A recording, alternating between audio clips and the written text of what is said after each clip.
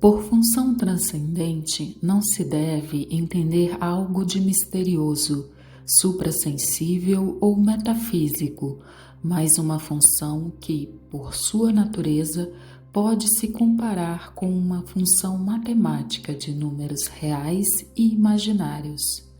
A função psicológica e transcendente resulta da união dos conteúdos conscientes e inconscientes. A experiência da psicologia analítica mostra que o consciente e o inconsciente raramente estão de acordo no que se refere a seus conteúdos e tendências. Esta falta de paralelismo não é meramente acidental ou sem propósito, mas se deve ao fato de que o inconsciente se comporta de maneira compensatória ou complementar em relação à consciência. A reunião de alguns fatos explica facilmente a razão desta relação. 1. A consciência, devido às suas funções dirigidas, exerce uma inibição dos conteúdos que ela julga incompatíveis e, como consequência, estes conteúdos mergulham no inconsciente. 2. A consciência é um processo momentâneo de adaptação, ao passo que o inconsciente contém não só todo o material esquecido do passado individual, mas todos os traços funcionais herdados que constituem a estrutura do espírito humano. 3. O inconsciente contém todas as combinações de fantasias que ainda não ultrapassaram a intensidade limiar e, com o decorrer do tempo e em circunstâncias favoráveis, entrarão no campo luminoso da consciência. A natureza determinada e dirigida dos conteúdos da consciência é uma qualidade que só foi adquirida relativamente tarde na história da humanidade e é uma aquisição extremamente importante que custou à humanidade os mais pesados sacrifícios, mas que, por seu lado, prestou o mais alto serviço à humanidade. Sem ela, a ciência, a técnica e a civilização seriam simplesmente impossíveis, porque todas elas pressupõem persistência, regularidade e intencionalidade fidedignas do processo psíquico. Mas essas qualidades trazem consigo também uma grande desvantagem. O fato de serem dirigidas para um fim encerra a inibição e/ou bloqueio de todos os elementos psíquicos que parecem ser ou realmente são incompatíveis. Desta forma, a influência reguladora é eliminada pela atenção crítica e pela vontade orientada para um determinado fim, porque a contrarreação parece incompatível com a direção da atitude. Quando a reação é reprimida, ela perde sua influência reguladora. Por isso, a psique do homem civilizado não é mais um sistema autorregulador. A unilateralidade é uma característica inevitável, pois direção implica unilateralidade, o que é ao mesmo tempo uma vantagem e um inconveniente. Mesmo quando parece não haver um inconveniente exteriormente reconhecível, existe, contudo, sempre uma contraposição igualmente pronunciada no inconsciente. A contraposição é inofensiva, enquanto não contiver um valor energético maior, mas se a tensão dos opostos aumenta em consequência de uma unilateralidade demasiado grande, a tendência oposta irrompe na consciência, e isto quase sempre precisamente no momento em que é mais importante manter a direção consciente. Assim, um orador comete um deslize de linguagem precisamente quando maior é seu empenho em não dizer alguma estupidez. Este momento apresenta o mais alto grau de tensão energética que pode facilmente explodir quando o inconsciente já está carregado e liberar o conteúdo inconsciente.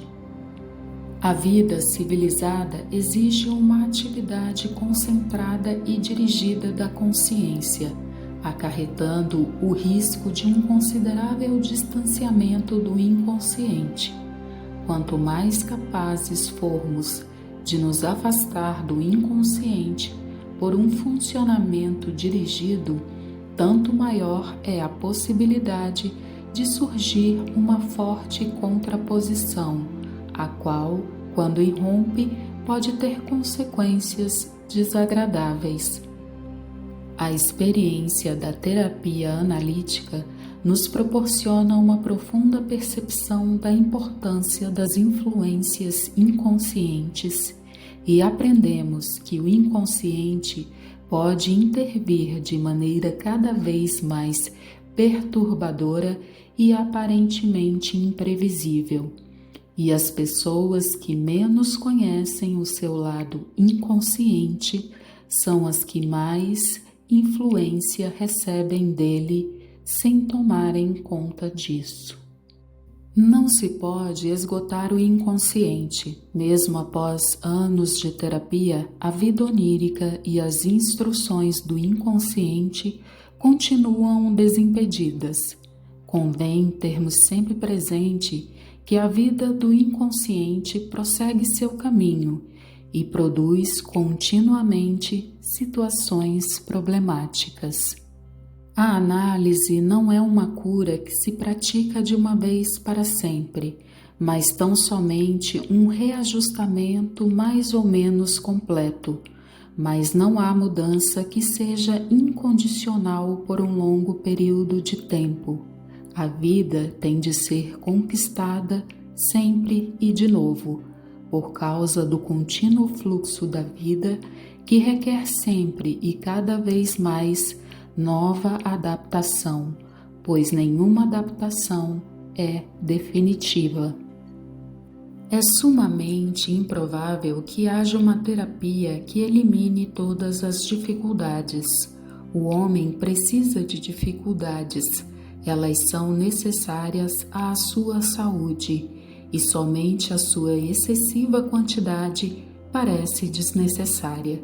Não se deve perder de vista a regulação inconsciente, tão necessária à nossa saúde mental e física. O conhecimento das influências reguladoras pode nos ajudar a evitar as experiências dolorosas que não são necessárias. A participação secreta do inconsciente no processo da vida está presente sempre e em toda parte, sem que seja preciso procurá-la. O que se procura é a maneira de tornar conscientes os conteúdos do inconsciente que estão sempre prestes a interferir em nossas ações e, com isto, evitar justamente a intromissão secreta do inconsciente com suas consequências desagradáveis.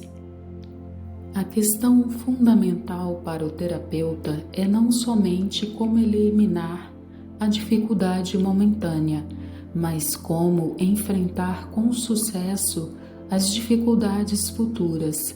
A questão é esta: que espécie de atitude espiritual e moral é necessário adotar frente às influências perturbadoras?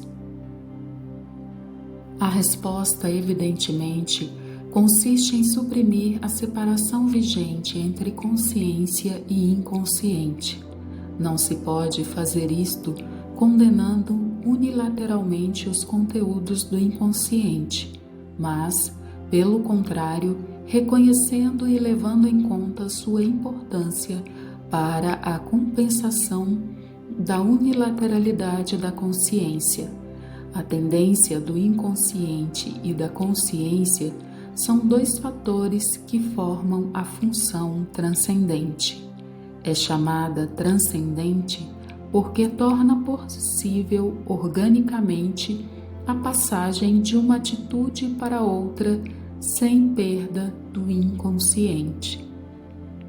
O método construtivo de tratamento pressupõe percepções que estão presentes, pelo menos potencialmente, no indivíduo, e por isso é possível torná-las conscientes. Se o analista ou terapeuta nada sabe destas potencialidades, não pode ajudar o paciente. O tratamento construtivo do inconsciente, isto é, a questão de seu significado e de sua finalidade, fornece a base para a compreensão do processo que se chama função transcendente. Para produzir a função transcendente, precisamos dos conteúdos inconscientes para complementar os da consciência. A expressão mais facilmente acessível do inconsciente que deparamos em primeiro lugar são os sonhos. O sonho é, por assim dizer, um produto puro do inconsciente. A interpretação dos sonhos seria ideal, um método ideal de sintetizar os materiais conscientes e inconscientes, mas na prática, a dificuldade de analisar os próprios sonhos é demasiado grande. As alterações experimentadas no processo de tomada de consciência a partir dos sonhos são inegáveis, mas nestes casos, a consciência apenas reage ao sonho que provém unicamente do inconsciente, pois a consciência está, por assim dizer, inativa no momento do sonho. Como a tensão energética durante o sono é geralmente muito baixa, os sonhos comparados com os conteúdos conscientes são também expressões inferiores de conteúdos inconscientes, muito difíceis de entender sob o ponto de vista construtivo, ou seja, do ponto de vista da finalidade, do objetivo, do sentido. Mas frequentemente o sonho é mais fácil de compreender sob o ponto de vista redutivo, ou seja, sob o ponto de vista das causas e dos motivos. Como os sonhos são dificilmente utilizáveis quando se trata da função transcendental, devemos voltar-nos para outras fontes, por exemplo, as interferências no estado de vigília, as chamadas associações livres, as ideias sem nexo, as falhas de memória, os esquecimentos, os atos sintomáticos. Este material geralmente é mais valioso para o processo construtivo do que para o redutivo. É excessivamente fragmentário e lhe falta uma conexão mais ampla, indispensável para a compreensão de seu sentido. Desta forma, é necessário uma participação mais atuante, digamos assim, da consciência no processo, diferente do que acontece no sonho.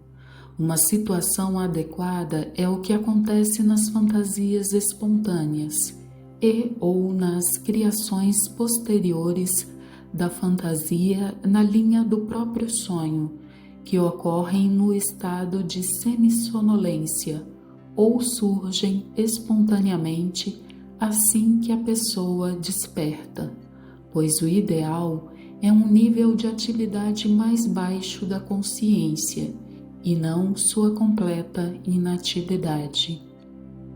Sobre as fantasias espontâneas, é possível desenvolver a capacidade de produzi-las mediante exercícios especiais. que Jung denominou de imaginação ativa, tema sobre o qual exploraremos no próximo vídeo.